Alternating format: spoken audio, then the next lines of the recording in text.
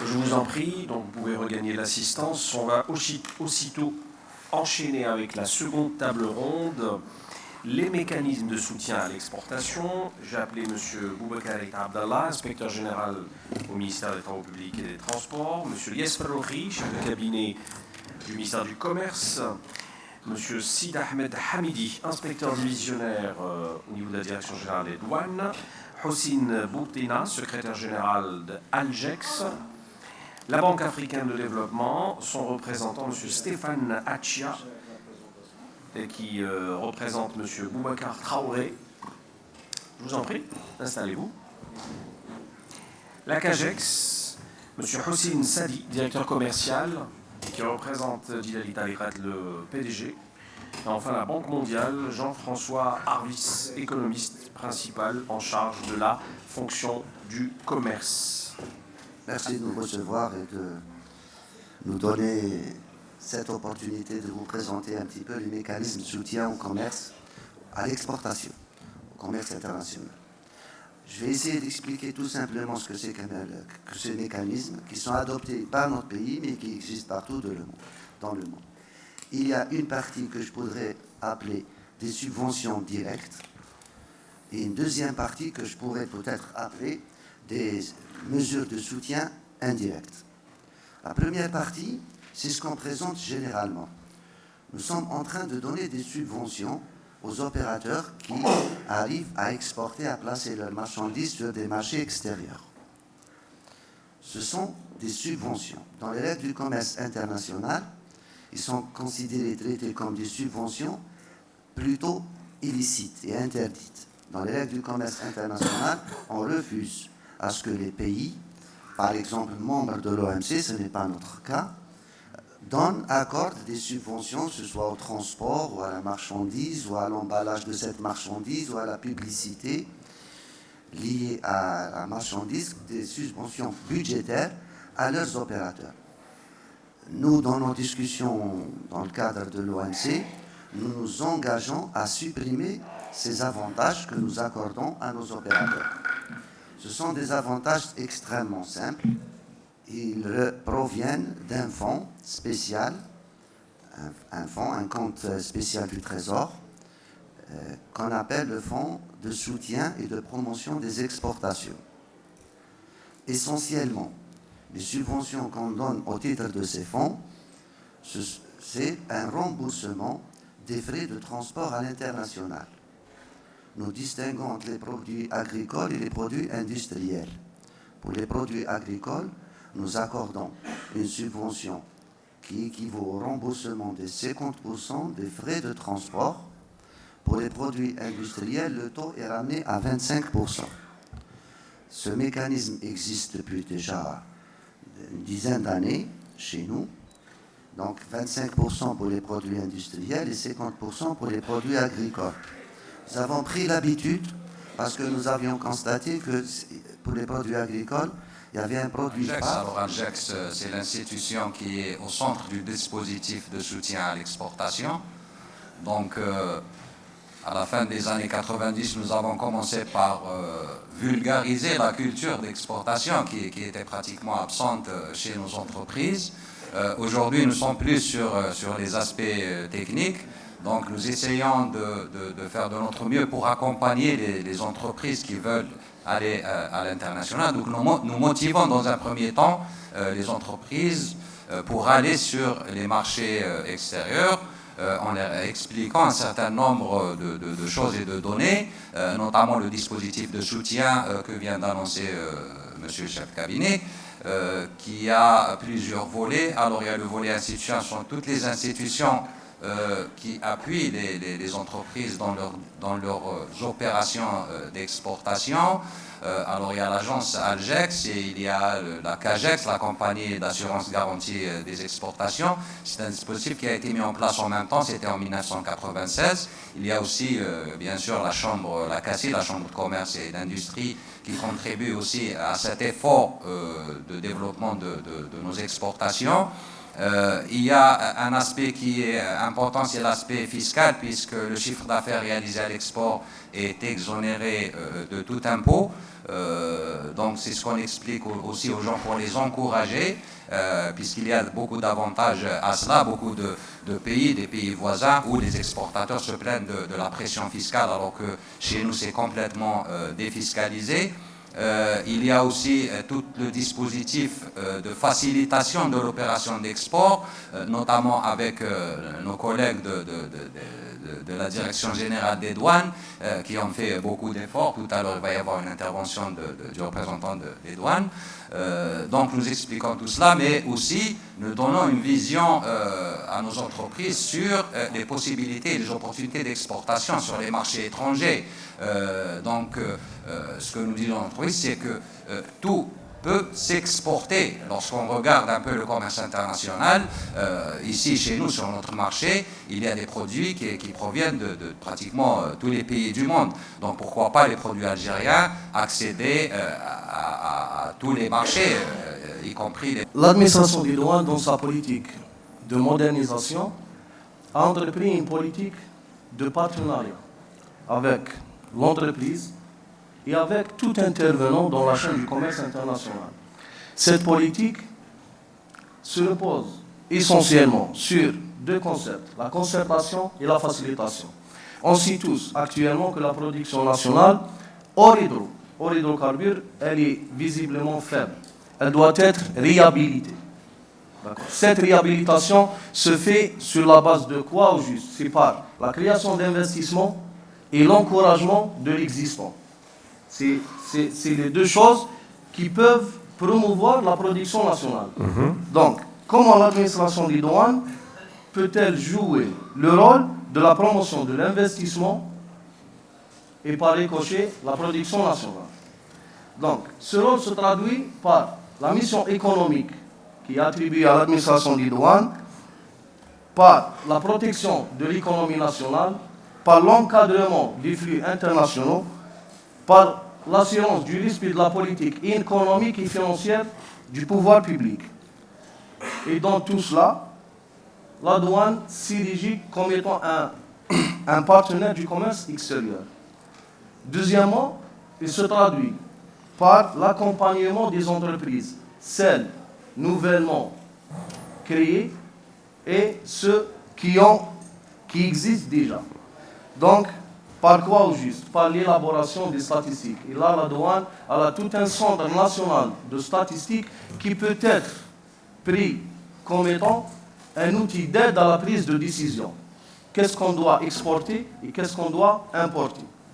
Comment la douane peut répondre aux attentes des entreprises? Parce que les entreprises nouvellement créées ou celles qui existent au niveau national, leur préoccupation, c'est faciliter les formalités de dédouanement et le contrôle. Donc la douane, comment peut-elle répondre à ces attentes? Par les facilitations douanières. Ces facilitations douanières, on peut les mentionner dans des points bien précis. En matière de procédures de dédouanement. Certes, pour certains, les procédures de... Mesdames, Messieurs, bonjour. Voilà, la CAGEX, c'est l'assureur crédit algérien. La CAGEX a été créée en 1996 par l'ordonnance 96-06. Notre rôle est d'assurer... Si vous pouvez vous rapprocher du micro. Voilà. Alors, notre rôle est d'assurer les exportateurs algériens contre le risque de non-paiement. Ça, vous savez, l'export, ce n'est pas un paiement cash. On n'est pas des maîtres pour avoir des paiements par anticipation. Ce n'est pas aussi simple d'avoir des paiements par lettre de crédit confirmés. On n'est pas vraiment concurrentiel sur le marché international pour exiger ça. Les exportateurs algériens doivent donner des crédits pour pouvoir pénétrer le marché international. Mais donner un crédit à une entreprise d'entre-là de la mer qui n'est pas l'Algérie, est-ce que vous connaissez votre acheteur? Est-ce qu'il existe? Est-ce qu'il est en bonne santé financière? Ça, c'est le rôle de la CAGEX. La CAGEX, elle vous garantit le paiement. Comment elle le fait? On vérifie d'abord si votre acheteur étranger existe réellement. Et s'il existe réellement, on fait une étude de solvabilité sur votre acheteur. L'étude solvabilité se résume à connaître la capacité de votre acheteur de vous payer le montant X à l'instant T. Si on voit que votre client est OK, bah à partir de là, on l'agrée. Vous allez en fait enquêter sur la crédibilité du sur la client. crédibilité de l'acheteur, c'est une étude solvabilité. Voilà. C'est une étude économique et financière sur la santé financière de l'entreprise qui va être une entreprise importatrice en dehors de l'Algérie. Alors, une fois qu'on vous donne le OK, il est toujours sous surveillance. Ça veut dire qu'une information à l'instant T, ça peut changer dans 6 mois, ça peut changer dans 15 jours. Une fois qu'il est agréé, il est toujours sous surveillance. Si vous vendez et vous n'êtes pas payé, là, la CAGEX, c'est la CAGEX même qui vous paye à hauteur de 80% si le risque est commercial. Ça veut dire que c'est votre acheteur lui-même qui est insolvable. Et on vous paye à hauteur de 90% si le risque est un risque politique, guerre ou catastrophe naturelle. Bien sûr, pour les 20% restants ou les 10% si le risque est économique et politique, la CAGEX continue à faire le recouvrement. Si on arrive à avoir la totalité, ben on récupère ce qu'on a indemnisé. Non, je trouve que c'est des interventions extrêmement importantes dans la mesure où je dirais que tous ces dispositifs sont malheureusement méconnus de nos opérateurs à l'export, je suppose. Mais moi, j'aimerais, je ne sais pas, je ne voudrais pas ouvrir le débat tout de suite, mais quand même soumettre à la réflexion de M. Elias Ferrouchi, Hossein Bobtaina et Shriyet, et notre ami de la douane, c'est que ce matin, M. le ministre des Travaux publics et des Transports a invité les entreprises, les laboratoires et les bureaux d'études du secteur des travaux publics et des transports à saisir leur chance et à essayer d'entrevoir la possibilité d'aller sur le marché international et notamment sur l'Afrique. Moi, la question que je me pose, est-ce que ces dispositifs de soutien et d'accompagnement, ces dispositifs également douaniers, s'appliquent, je dirais, dans l'exportation d'un service? J'imagine qu'aller faire des études au Tchad ou au Burkina Faso, c'est un service. Aller travailler, je ne sais pas, au Mali, faire des routes ou des chemins de fer, c'est aussi un service. Ça, c'est la première chose qui me vient à l'esprit. J'ai une deuxième chose qui me vient aussi, c'est que nous avons un parterre très riche aujourd'hui où il y a des patrons d'entreprises et notamment des entreprises qui représentent, je dirais, le pavillon national, que ce soit nos amis d'Air Algérie ou bien des compagnies maritimes. Moi, je voudrais essayer de comprendre, est-ce qu'on ne pourrait pas lancer une réflexion sur le point relatif aux subventions du transport lui-même?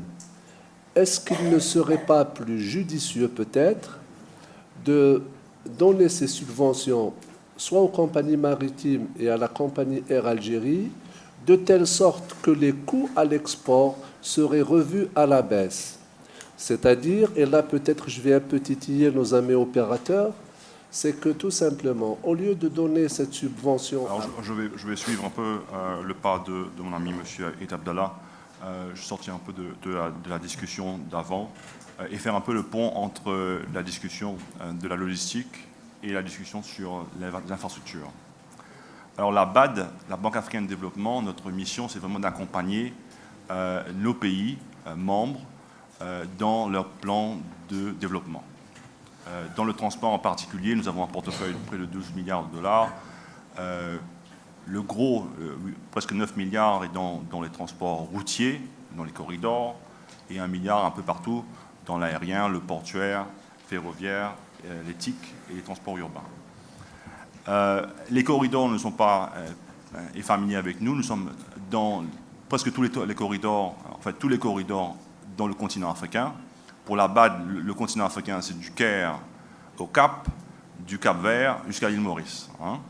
Donc, tous les corridors, nous y sommes présents, que ce soit le corridor de Walvis Bay, Nakala, Mombasa, Addis, Abidjan, Lagos, et évidemment dans la transsaharienne, et je vais parler sous la correction, nous avons financé presque 650 km de upgrade de route avec 3 postes frontières.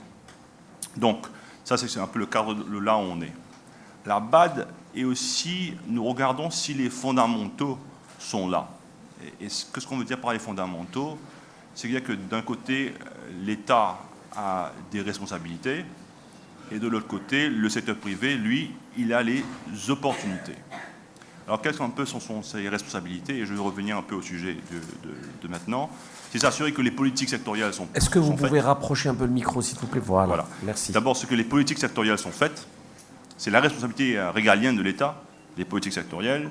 Les plans sont faits, les programmes sont là, et ensuite les projets, eux, ils peuvent être départagés entre le public et le secteur privé. Évidemment, l'exploitation, lui, bon, ça tout dépend de là où on est, si on veut balancer l'exploitation au privé ou le garder sur le secteur public. Il y a un collègue à moi qui me disait parfois qu'on pense que parfois on a les activités en l'envers, où c'est le secteur privé qui un peu dicte les politiques sectorielles, et là on est un peu en déséquilibre parce qu'on est plus de... J'ai pas la connaissance de terrain des gens qui sont dans la salle, ni même de mon collègue de l'ADB, donc je vous apporterai des informations, enfin, une sorte d'observation complémentaire sur des points. C'est quelques réflexions. La première, il y a beaucoup de gens qui ont parlé de coûts. En fait, la logistique, c'est du B2B, c'est délivré du micro. C'est délivré par des entreprises, in fine, c'est délivré par des entreprises privées pour des entreprises privées, mais c'est très compliqué. Effectivement, ça fait appel à des infrastructures et à des interventions de services publics.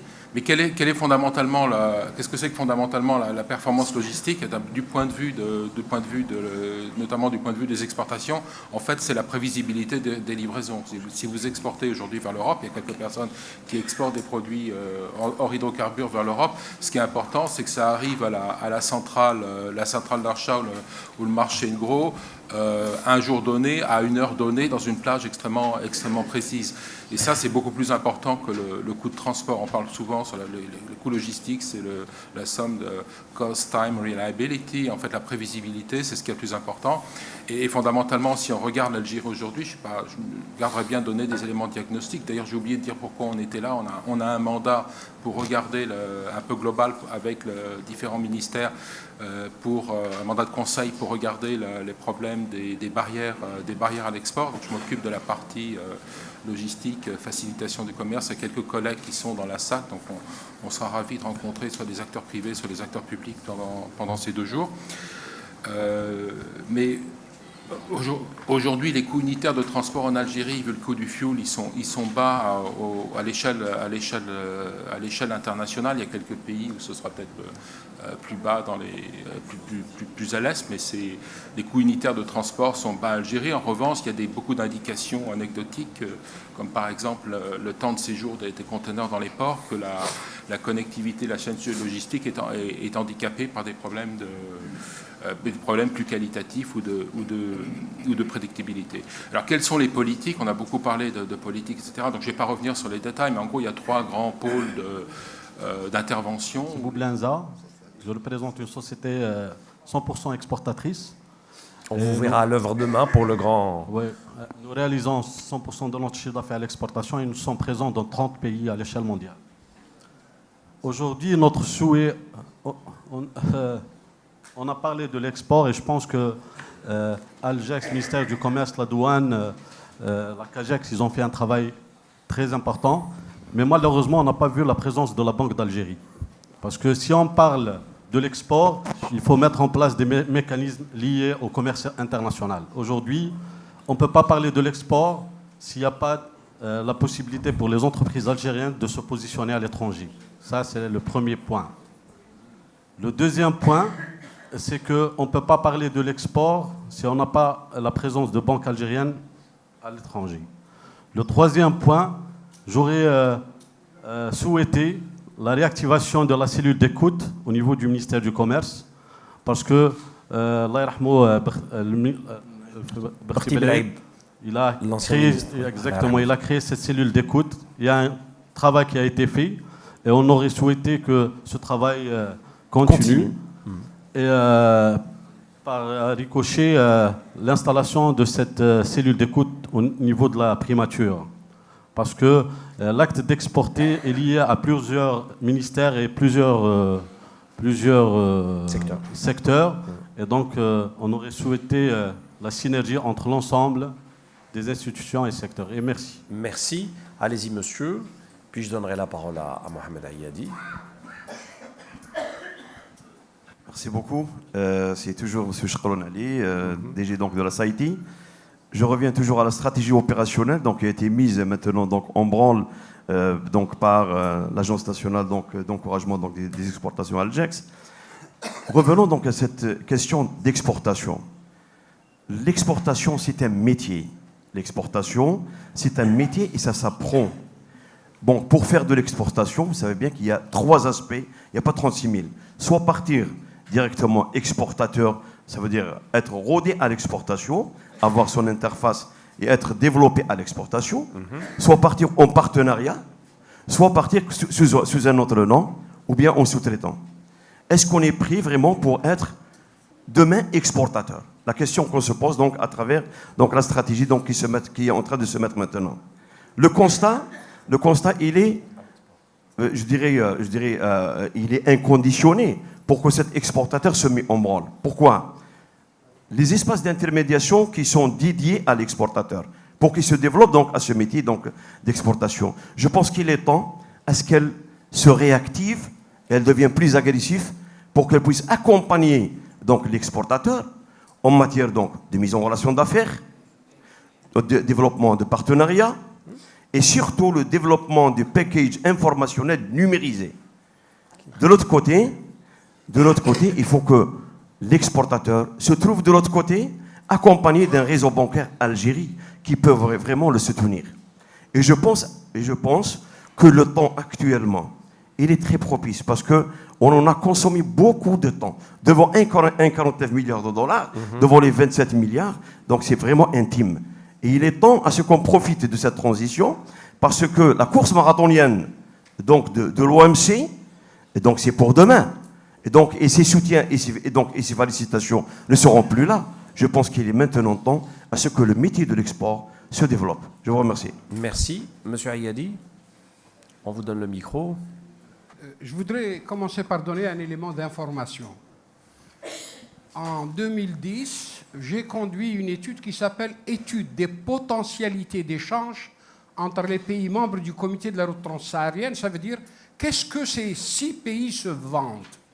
Et on regarde le trafic. Le trafic est une image de ce qui se passe. Entre le Niger et le Nigeria, il y a 650 véhicules jour. Entre l'Algérie et le Niger, il y en avait moins de 100. Ça veut dire que les échanges sont 6 à 7 fois plus. Quand on a regardé le volume des échanges, sur 6 ou 7 ans, 95% des échanges de l'Algérie sont avec la Tunisie. Mais nous, on voulait aller verticalement. Nous avons présenté les conclusions de cette étude au Niger en présence des ministres du Commerce. Et le nôtre était présent. Et j'ai fait un rapport au ministre. Et il n'y a eu aucune suite. Quand j'entends le représentant du ministère du Commerce dire « sous le chapeau, l'exportation a besoin d'exploser », il faut qu'elle cesse d'être sous le chapeau. Il faut qu'elle explose si on veut vraiment aller de l'avant. Merci.